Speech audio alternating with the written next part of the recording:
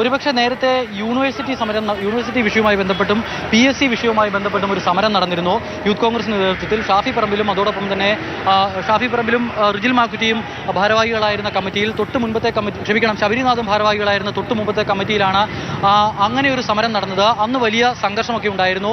പക്ഷേ അന്ന് പോലും കാണാത്ത തരത്തിലുള്ള സംഘർഷം ഇന്നുണ്ടായി. പക്ഷേ അന്നത്തെ സമരത്തിന്റെ വ്യത്യാസവും ഇന്നത്തെ സമരത്തിന്റെ വ്യത്യാസവും എന്ന് പറയുന്നത് അന്ന് ടിയർ ഗ്യാസ് അടക്കം പോലീസിന്റെ ഭാഗത്തുനിന്നും ടിയർ ഗ്യാസ് പ്രയോഗം അടക്കം ഉണ്ടായിരുന്നു.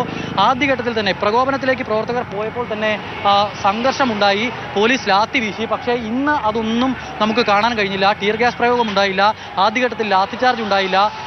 നേരത്തെ വളരെ കുറച്ച് പ്രവർത്തകരുള്ള യൂത്ത് കോൺഗ്രസിന്റെ നിയമസഭാ മാർച്ചിന് നേരെ പോലീസ് ഗ്രനേഡ് പ്രയോഗിക്കുന്നതടക്കം നമ്മൾ കണ്ടതാണ്. അതിനുശേഷം ഒരു മുന്നറിയിപ്പില്ലാതെ പ്രയോഗിച്ചു എന്ന് പറഞ്ഞ് ഒരു വിവാദമൊക്കെ ഉണ്ടായതാണ്. പക്ഷേ അത്തരത്തിലുള്ള ഒരു നീക്കവും പോലീസിന്റെ ഭാഗത്തു നിന്നും ഉണ്ടായില്ല. ഒരുപക്ഷെ ഒരു അടി ഉണ്ടായിരുന്നുവെങ്കിൽ, ആദ്യഘട്ടത്തിൽ തന്നെ നേർക്ക് നേരെ ഒരു പോരാട്ടം ഉണ്ടായിരുന്നുവെങ്കിൽ, ആ വന്ന ആവേശത്തിലായിരുന്നു പ്രവർത്തകരെങ്കിൽ രണ്ടു ഭാഗത്തും വലിയ തോതിലുള്ള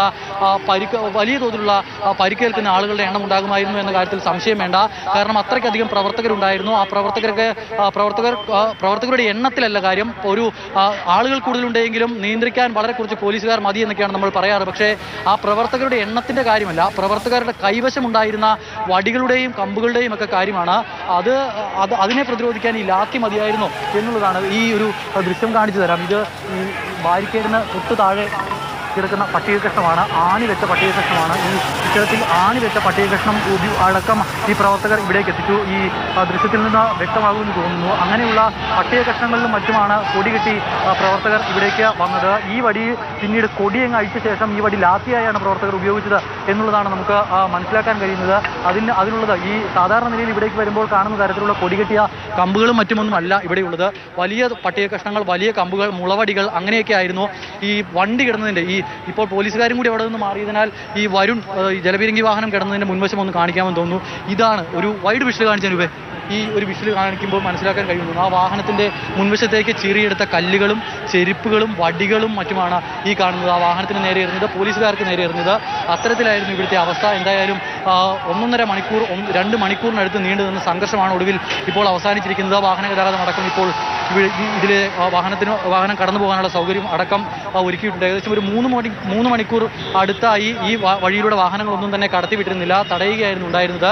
അതിനുശേഷം ഇപ്പോൾ മാത്രമാണ് ഇതിലൂടെ വാഹന ഗതാഗതം അനുവദിച്ചിരിക്കുന്നത്. ഇപ്പോൾ ഈ പ്രവർത്തകരുടെ എണ്ണം കൂടുതലായതിനാൽ തന്നെ മറ്റ് സ്ഥലങ്ങളിലും നേരിയ തോതിൽ പ്രശ്നങ്ങൾ, വാക്കുതർക്കങ്ങളും മറ്റുമൊക്കെ പോലീസുമായി ഉണ്ടാകുന്നു എന്നുള്ളതാണ് അറിയുന്നത്. അതാണ് ഞാൻ നേരത്തെ പറഞ്ഞത്. DCCയുടെ ഭാഗത്ത് എന്തോ പ്രശ്നമുണ്ട് എന്നുള്ളൊരു വിവരം ഇവിടെ പോലീസുകാർ തമ്മിൽ പറയുന്നത് കേട്ടിരുന്നു. പ്രശാന്ത് ആ ഭാഗത്ത് എവിടെയുണ്ട്? പ്രശാന്തിനെ ഉടൻ തന്നെ ബന്ധപ്പെടാൻ കഴിയും. ഉടൻ തന്നെ ബന്ധപ്പെടുന്നതാണ്. നമുക്ക് ഏറ്റവും പുതിയ വിവരങ്ങൾ DCC ഭാഗത്തു നിന്നും അറിയിക്കാൻ കഴിയും. അമൽ, പോലീസ് തികച്ചും സംയമനം പാലിക്കുന്ന ഒരു പല ഘട്ടങ്ങളും കണ്ടു. കാരണം ഷീൽഡ് അടക്കം യാണിവെച്ച പട്ടികയിൽ ഉപയോഗിച്ച് തല്ലി തകർക്കുന്ന കാഴ്ചയുണ്ട്, അകത്തേക്ക് കയറിപ്പോകുന്ന കാഴ്ചയുണ്ട്. അങ്ങനെ പുതിയൊരു സമരത്തിൻ്റെ ഭാവം, പുതിയ സമരത്തിൻ്റെ രീതികളിലേക്ക് ഇടയ്ക്കെങ്ങും, അല്ലെങ്കിൽ നമ്മൾ ഇടക്കാലത്ത് കണ്ടിട്ടുണ്ടെങ്കിലും അടുത്ത കാലത്തൊന്നും കണ്ടിട്ടില്ലാത്ത തരത്തിലേക്കുള്ള സമരമായി യൂത്ത് കോൺഗ്രസിന് നടത്താൻ കഴിഞ്ഞു എന്നാണ് അവരുടെ അവകാശവാദം.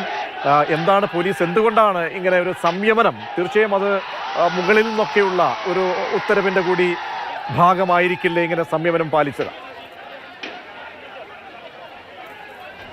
പ്രതീക്ഷ 2 കാര്യമാണുള്ളത്. ഒന്ന്, വലിയ പ്രകോപനത്തിലേക്ക് പോകേണ്ട എന്നുള്ള നിർദ്ദേശം ഒരുപക്ഷെ കിട്ടിക്കാണും. മാത്രമല്ല, രണ്ടാമത്തെ കാര്യം, ഒരടി നടന്നിട്ടുണ്ട് എങ്കിൽ പോലീസിനും വലിയ തോതിലുള്ള നഷ്ടമുണ്ടാകുമെന്ന ഒരു അവസ്ഥയായിരുന്നു ഈ പ്രവർത്തകർ ഇവിടേക്ക് എത്തിയപ്പോൾ ഉണ്ടായിരുന്നത്.